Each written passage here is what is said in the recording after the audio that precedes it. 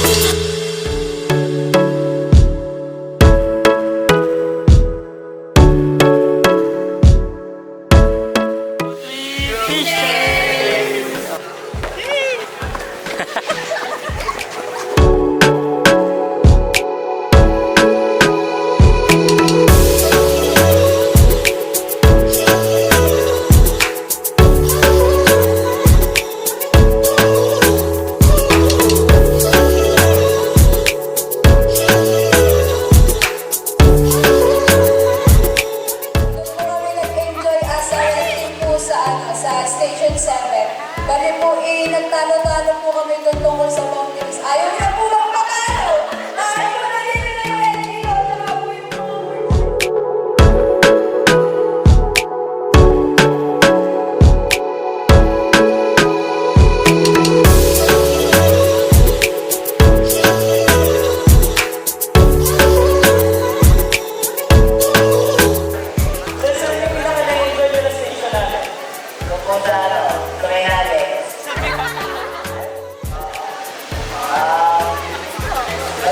Masarap naman ang luto yata.